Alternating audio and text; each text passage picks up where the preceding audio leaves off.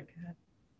Well, welcome everybody. My name is Rita here from the Wood County Committee on Aging, and we're very excited to have our monthly cooking/baking session with Betty. But first I'll introduce Susan. Susan, welcome. Thank you so much for being here. Hi, everybody. Welcome, welcome. Thank you, Rita. So today, Betty Dean, our culinary manager at the Commons, is going to be demonstrating how to make Shamrock iced cutout cookies. And we're very fortunate at the Commons. We always have a St. Patrick's Day party. And one of Betty's trademarks are making everybody some Shamrock iced cookies. So she's made over 100 of these for our party next Wednesday. So without further ado, let me introduce the one and only Betty Dean from Perrysburg Commons. Thank you. Welcome. Coming back and cooking with Betty. So today, as Susan said, we're going to do Shamrock cookies. And with this recipe, you can actually make this dough up if you don't use it all. And you can freeze it, not freeze it, but put it in the refrigerator. Or if you want to roll them out in advance and put them in your freezer and frost later, you can do that. They last up to 3 months in the freezer. So all you fine folks out there that like to cook with your grandkids. All right, so the first thing we're gonna do is add 2 cups of margarine. You can get this at your local store. So the reason why I know this is 2 cups because I've been doing this for so many years. So you put that in there. And then you need, so if you go by the store and get, it's 4 sticks. So it's 1 big one like this, it's 1 pound or 4 sticks. And then I got 2 cups of sugar. So we're gonna put that in there and we're gonna mix that. You're gonna wanna make it nice creamy. You wanna get it all mixed up. So let's cream it all up together. And I will have the recipe for this. This has been a hidden recipe for a long time. And with these cookies, they don't flatten out. They just rise and stay the shape that they are in.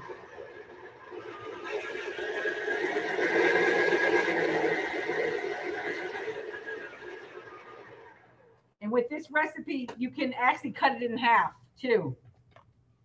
But when I do it, I usually do about 3 to 4 times the recipe.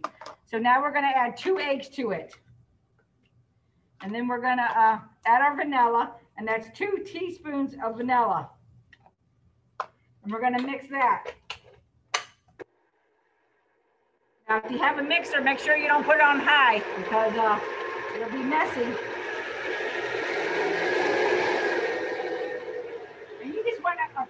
Incorporate everything into the mix. You don't want to over mix this.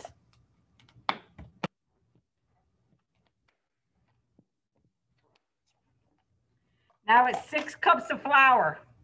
That's a lot of flour. So we're going to put in a little bit so I don't get sprayed with flour. That's happened to me before. And then I come out looking like a ghost.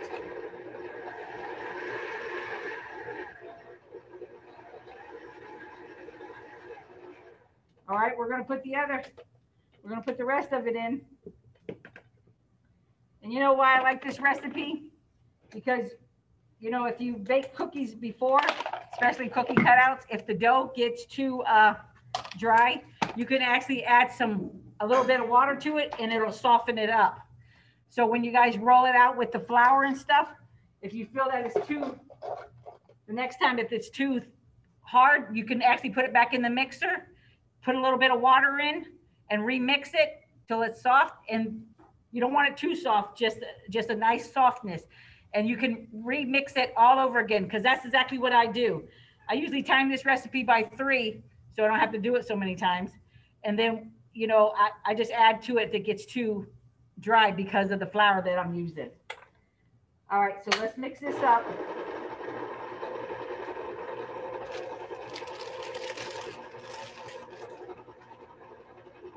And this is a recipe I've used so many years and everything. And Never had a problem with it. We freeze our cookies ahead of time. You can frost them later. That's the great thing about this recipe.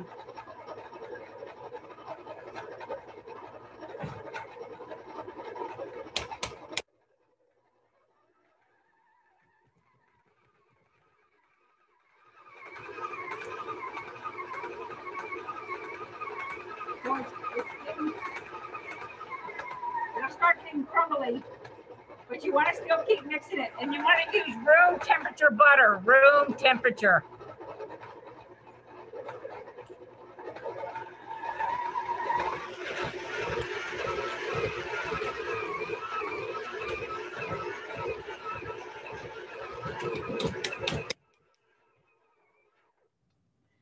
You might need to scrape your sides because that butter is sticking a little bit.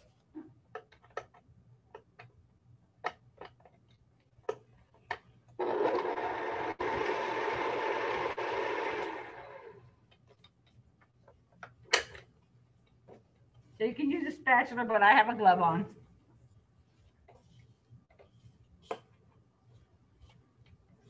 You just want to mix it all around.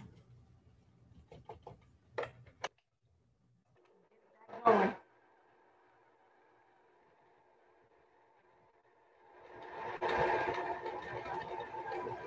So you mix this dough. You want to mix it all together. Betty, what was the last thing you added? Salt? No salt. There's butter and salt. So I don't add salt to my baked goods because when you use the butter that's salted, you don't have to. There was something you added right after the flour. Vanilla Oh, and baking powder. baking powder. 3 teaspoons of baking powder. See, this is what I'm talking about. You see this? See how nice and soft it is? So that's how you want it. You want it nice and soft. So I brought some extra flour to flour your board down. On your counter, you just want to flour it down. Now you want to take some of this. You're not going to use it all at one time. You can if you're, but you have to make it into a ball. See how I'm making it? Pushing it all together. See how soft it is? That you can do that. And then you want to put it on your flour table here. Can y'all see me? Probably not. But see how soft it is? Look. See how I could just indent that with my fingers? That's about what you're looking for. So then you want to take your rolling pin, flour that up a little bit because you don't want it to stick. And you just roll it out. And actually, I do about a ½ inch thick. And I go around my edges. I know you guys are probably having a hard time seeing this.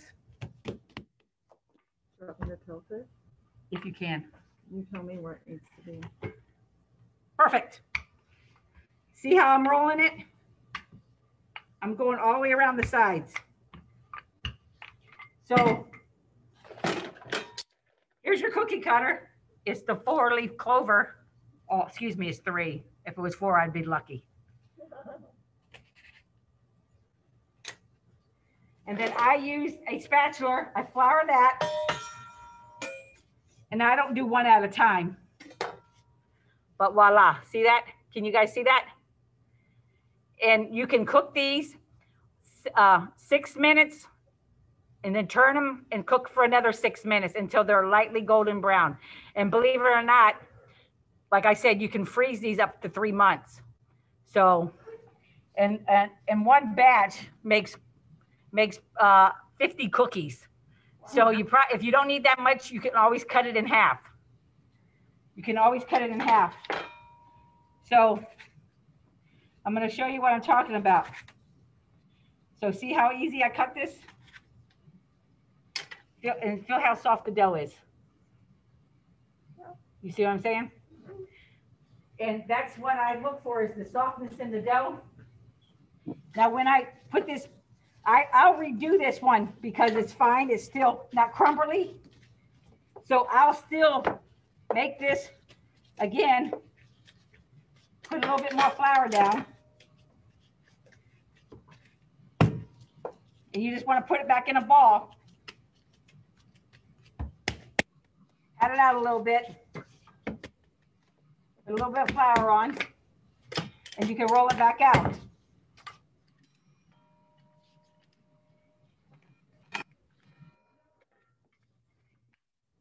I've never had any complaints on these cookies. And trust me, I've made thousands. So it's whatever. See how thickness this is? Whatever size. You don't want too thin. To get too thin, then it gets like to be a hard cookie. So you want to at least do a ½ an inch or a little bit more. But now this time, I think it needs to be remixed because to me it's getting a little dry. So what I do is I just go get a little bit more water. See, it's just a little bit more water. You don't need it all, just maybe like a tablespoon. Because if you put too much in, you can't take it out.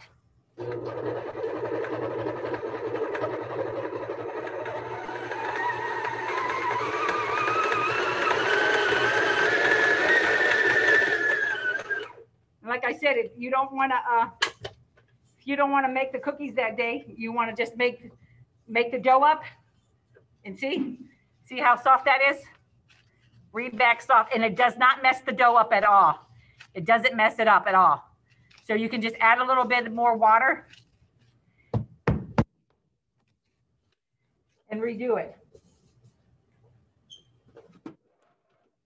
And this is how they come. Done. See, this is the color you're looking at. That's what you want. Nice golden brown. So now we're going to frost these cookies.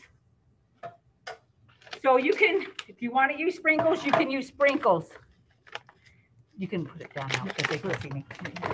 If you don't want sprinkles, you don't have to do sprinkles. But I love sprinkles. And we all know grandkids love sprinkles. So I'm not going to make up frosting. I'm just going to tell you how to do it. And this is the best frosting ever. When you make this frosting up, you want 2 sticks of shortening.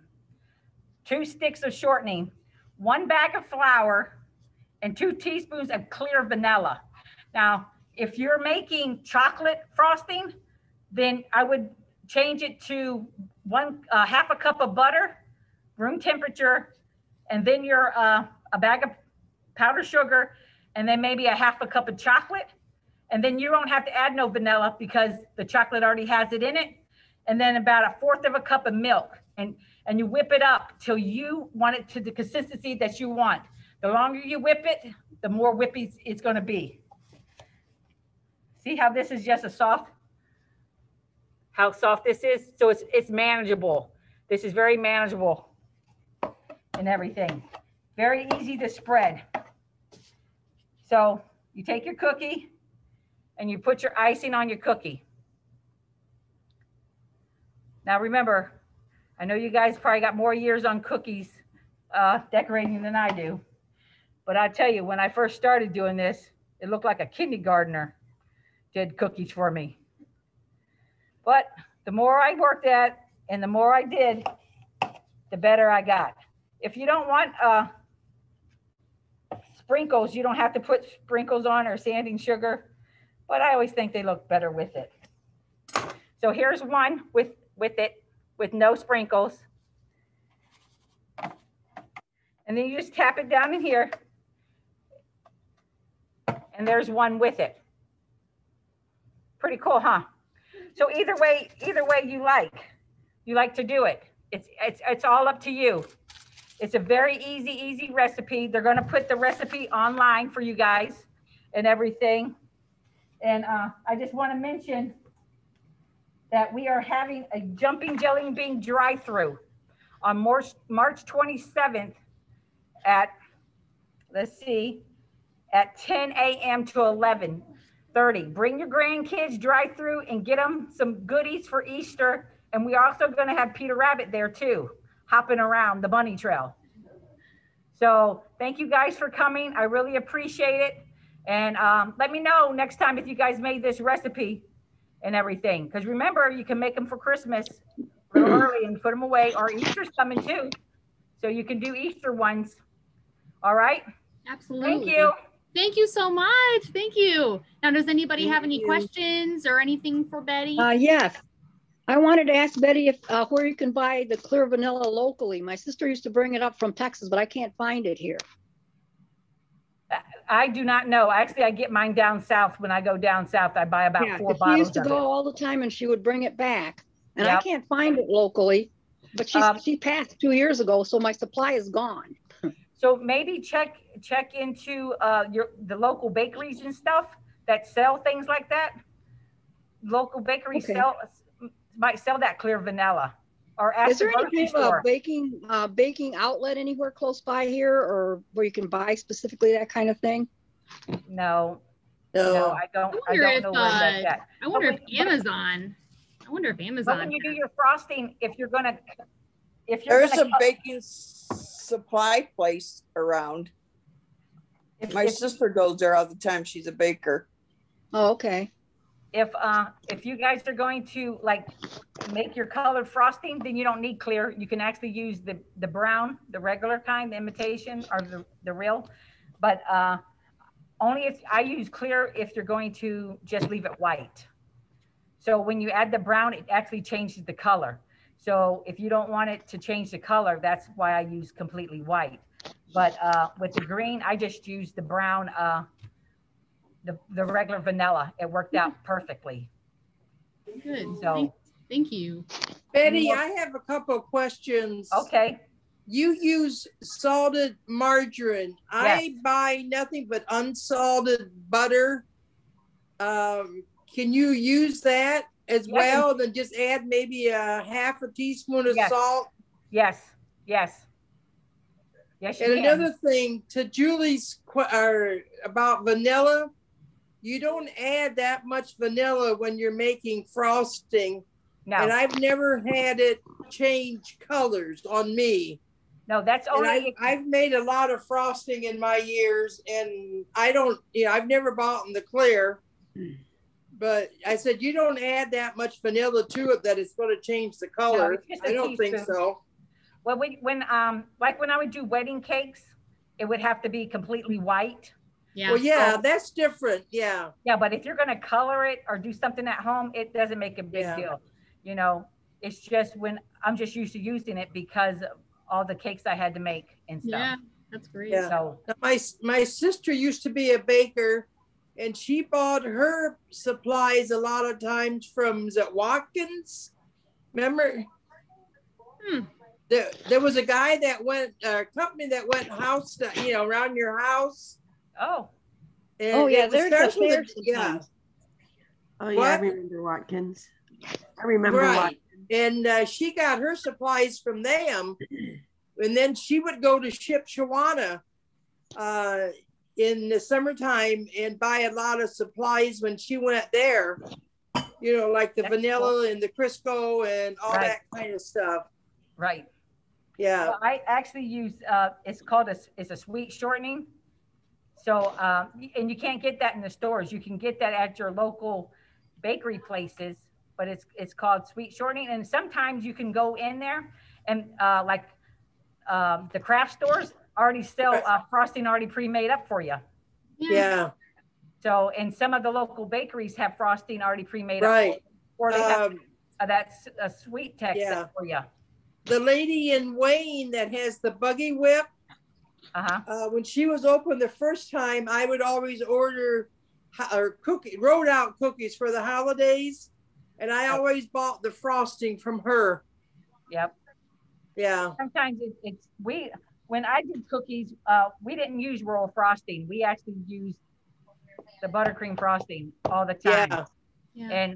And I've made tons. Like one year we had to do 135 dozen for the community. So yeah. Now when Rita when Rita did Valentine cookies and she brought that frosting from her in-laws bakery, that was a very good frosting. It was a buttercream. It was creamy, and you know, it was easy to put on. It was easy to spread. Yep. But it was, you know, I don't know if it was buttercream or what it was, but yeah. It was buttercream. Yeah. When I make frosting, I just put a little bit of butter in it with, you know, the powdered sugar and a little bit of vanilla, and then add a little bit of milk if you need it. But you know, that's exactly what I do too. Yeah. Well, good. Anybody else? The same thing. Yeah. But remember, if you the longer you whip it, the more whippy it'll be. Yeah. So if you whip it a long period of time, it'll look like a whipped frosting, like a real whip that you can get in your local grocery store. Right.